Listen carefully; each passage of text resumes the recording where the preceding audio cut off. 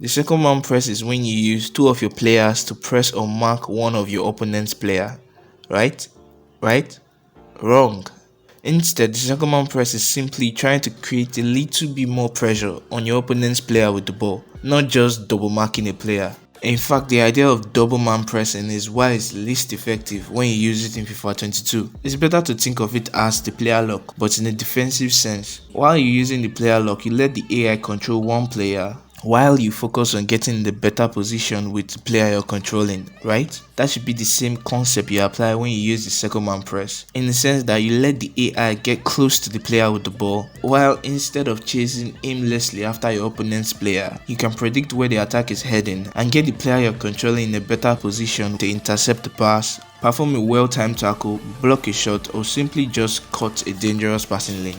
I know this all seems like freshly cooked theories, so we're going to go through some defensive scenarios of the second man press when used in the way I described. So guys, this is the FIFA Sage. If you are into FIFA gaming tutorial, tips and tricks, please consider hitting the subscribe button. And this video is sponsored by WhatsGaming. So guys, if you are looking to buy cheap FIFA 22 coin, you can check out whatsgaming.net, and if you use my code FIFASAGE, you get 10% off your purchase. The link's in the description. So that being said, let's get right into the video.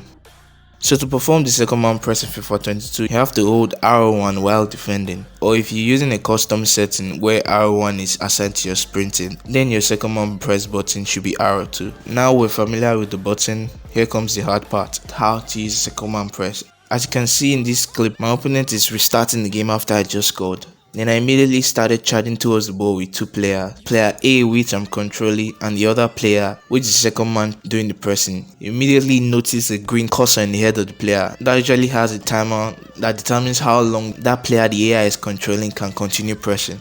So he takes a backward pass and immediately run in front of the player that passed the ball, so as to take away that option of him returning the ball to him. And you notice after I arrived in front of that player, I quickly switched my cursor with the right stick switch to the player that I was initially using as the second man and tried to press the player from a forward position, so he won't be able to make a forward run and his only option will be passing backwards. At the same time, I applied pressure with my new second man who is already blocking a passing lane. So it's only normal to panic when you have two players charging towards you from different directions. So he panicked and tried to pick out the player I was blocking with my second man, and then I won the ball easily.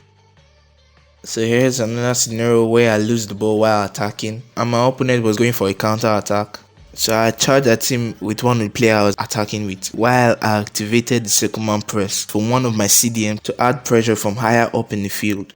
To use the second man press effectively, I need to be able to leverage the pressing of the AI. Believe it or not, the AI is pretty good at pressing because they make runs directly at the ball. So the trick is knowing when to switch from the AI controlling one of your player to you controlling that player. That's what really determines if you're going to win back the ball or not. So in this case, I saw he made a pass deeper into the wing. Then I immediately switched to the player that was my second man and started to jockey towards the wing in case he was going to make this pass. While at the same time, I was pressing with the initial player I was controlling, which is now my second man. So the whole process worked hand in hand, positioning and second man pressing. So after all, he didn't make that pass because he wasn't looking so safe anymore, because I had 3 men on that guy and he chose to go in. At this point, I haven't fully committed the player I was controlling completely to the wing. I just pretended as if I was, to see if he will pass to this guy or not, while leaving my options open. So he chose to come inside, and then I immediately started jockeying backwards to block the new passing lane that was being created. To get really good at defending in FIFA 22, you have to be aware of new openings and spaces in your defense. So luckily I quickly detected this one, and before he could release the pass, I was already in the passing lane and it was an easy interception. So before the next scenario, today's subscriber shout out goes to these guys. Thank you a lot for your support, it's deeply appreciated. So in this case, my opponent was with the ball in his defensive half. So since he was going back, I figured he wanted to play it safe, not realizing that safety is a myth in FIFA 22. So I immediately started pressing the player with the ball by charging towards him with the player I believe was in a better position. As you can see, I started the press with this guy, hoping that I would make this pass. So the moment I saw him take a decisive step inward, I quickly switched to my other player and started to run towards him, and then he picked an obvious pass. The reason I said it's obvious is because I already switched to this player knowing that he will most likely pass here since I was pressing him from behind. So I switched to my other player closest to him, and then while his other player was running with the ball, I activated the second man press to add a little more pressure from behind to block out this space I was leaving behind and that passing route, while I charged with the player I was controlling to try and block a forward through pass of this manner. But he chose to pass to the player behind my run, and immediately his first touch wasn't a pass to this guy. He was already caught in a 4-man trap, because while the ball was approaching that player, I've switched cursor to the player closest to him to block this forward pass, while at the same time activating the second man press to get this my player to apply additional pressure, and then he tries to dribble backwards and then lost the ball. From here it was more or less a free goal. So with these scenarios, I'm just trying to highlight the most effective way you can use the second man press, which is using him as a decoy, closing on your opponent's player, or simply getting close to the ball, applying a little bit of pressure while you do the major work of getting in the position to make a tackle or block a pass. Honestly, if the second man press is used effectively, I think it's a very useful way to make your opponent go into a direction you want instead of the one he chooses, and make the flow of the game something you can predict.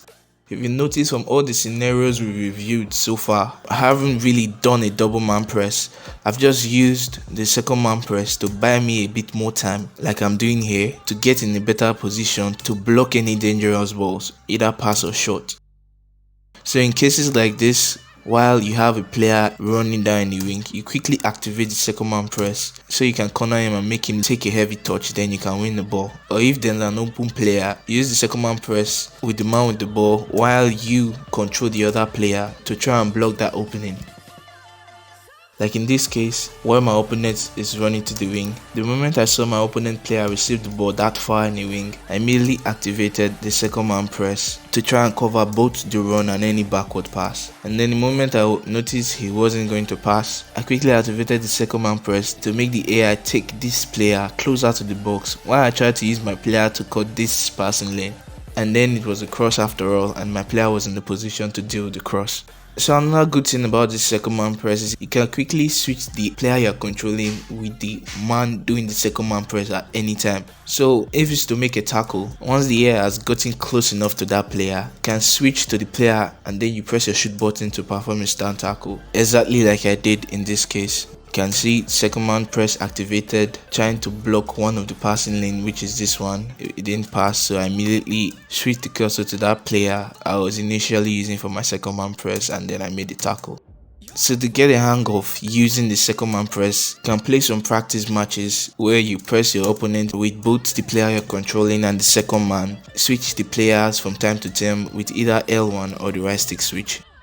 So that's all for today, guys. I hope you found this video helpful and you really did understand how to use the second man press. If you're still having any problems with defending, check out my video on how to defend like a pro. That will explain things a bit further. So please give this video a like, that really helps a lot. And also for more tutorial videos like this, smash the subscribe button down below and turn on the notification bell so you get notified when I upload new videos. Thanks again for watching. Cheers.